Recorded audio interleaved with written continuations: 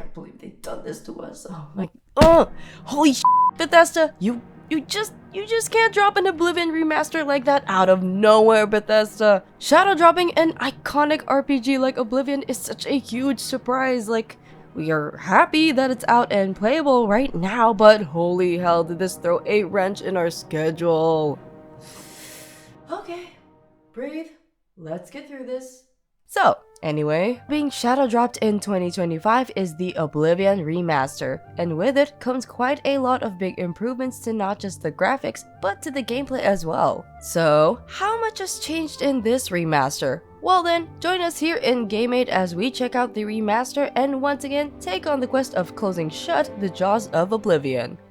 Oblivion is set in the province of Cyrodiil, which is the center of Septim Dynasty. The story starts like any Elder Scrolls title. You play as a nameless prisoner who, through the events of the intro, witnesses the assassination of the Emperor of Tamriel, Uriel Septim VII. This sets in motion the Oblivion Crisis, in which a cult called the Mythic Dawn is trying to open up the gates of Oblivion to usher in the arrival of Mehrunes Dagon, the Daedric Prince of Destruction. Finally free from prison, you must now venture forth to stop the cult and push back the Daedra from where they came from. Well, until you get sidetracked with all the game has to offer, that is. The story for the remastered is pretty much the same tale told way back in 2006. And fans of the original game should have nothing to worry about any drastic changes to the story. We also can't talk about the story and not mention the other quests you experience in the province of Cyrodiil. Oblivion has some of the best questlines in the Elder Scrolls series, the Dark Brotherhood questline and even the DLC Shivering Isles to name a few, and reliving through them in all its remastered glory brought a nostalgic tear to our eye. We could easily lose count of time as we explore and immerse ourselves in the world of Oblivion, just like we did in 2006. What we feel is great about the remaster is that it also gives people who never played Oblivion a chance to experience the game before Skyrim and see how the world of Tamriel was at the time, which is a great way of gaining new fans for the game. When Oblivion released way back in 2006, it was praised for its deep RPG mechanics and immersive gameplay that honestly still holds up to this day. And we're glad to see that the remaster managed to keep most of the original game's core mechanics. Oblivion honestly feels like the type of game where you can easily get lost in and spend countless hours exploring and questing around Cyrodiil. From saving the world by fighting back the forces of Oblivion, to the more sinister side of working as an assassin. The amount of things you can do is all up to how much time you have to play the game. Its deep and engaging skill system allows you to carefully fine-tune your build to your liking, and the game gives you many options depending on what route you want to take. You can focus on the combat side of the game, which has you focus your skills on things like blades, bluff, and even what type of armor you wear. Or you can go for a sneakier approach and pick your enemies off in the shadows. This is what makes Oblivion so great, as there are endless possibilities to make a build that is right for you,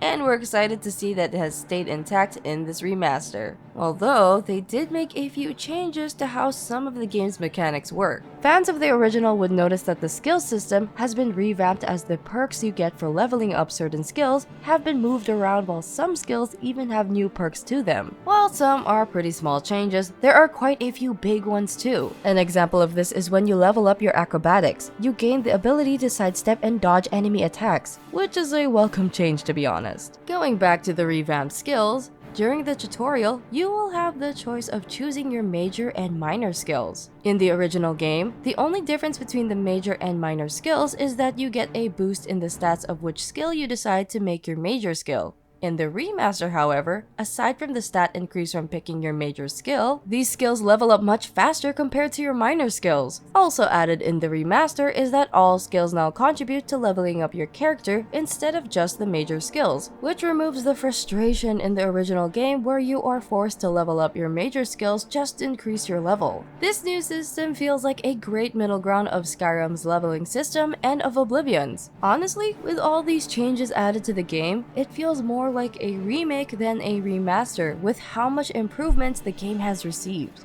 The thing is, it's still the same 2006 game underneath all that shiny new coat of paint. Everything from the original is still in this 2025 version of the game. The core gameplay loop is the same, the quests you partake in are the same, even the infuriating lockpick minigame is the same. So all in all, everything is the same. And well, Even the bugs and glitches stay the same. Bugs that were present in the original are still found in the remastered version. While you would think that a remaster would remove some of these glitches to further polish up the game, we do think that these glitches should stay in the game as it preserves the original feel we all know and love. Oblivion and its glitches go hand in hand after all, and it's in these small blemishes that made the game charming in the first place.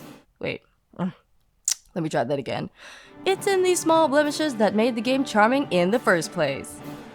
The visuals of the remaster are definitely one of its main talking points, as Oblivion has never looked so beautiful than it is in this remaster. The game is rendered on Unreal Engine 5, which enhances so much of the game's visual spectacle. This is what we probably thought the game looked like when it first released way back in 2006. Everything looks like it was remade from the ground up, from new character models to a sleeker UI. The province of Cyrodiil has never looked this beautiful, as the updated landscapes left us in awe from how breathtaking the world is. We couldn't help but smile a few times when exploring, as we just kept admiring how visually appealing the environments are. Even all the races received some makeovers, and these new character models bring them in line to how they look in the most recent titles like Skyrim and Elder Scrolls Online. The highly detailed models make it look like a completely new game, but at its heart, it's still the same Oblivion we've come to enjoy. The facial animations are still pretty unsettling though. Oh, speaking of, the animations have also been touched up and looks more natural compared to the original stiff animations. Your character's movement actually looks like you are running on the ground instead of looking like you are just hovering over the ground like in the original. The new combat animations are also a welcome addition, as they make hits a lot more weighty and impactful. Enemies react now to your weapon swings, which adds more immersion to the combat encounters, and the updated effects on the magic spells give it a lot more oomph. The conversations and cutscene animations have received some touch-ups as well, and these new animations make some of the older scenes more memorable. Like when, spoiler alert for a 19-year-old game, the Emperor gets assassinated in the intro, they actually added an animation of the Emperor getting stabbed, instead of the original where the assassin just spanked the Emperor's behind and he fell over. While they did add a lot to the visuals, the audio stays mostly the same as the original, which isn't a complaint for us, as the original's audio design were its most memorable feature. The music while you explore the world already did a great job of pulling you in, so it's no surprise that they decided to keep it as is. Like, seriously, how could you not remember this iconic track?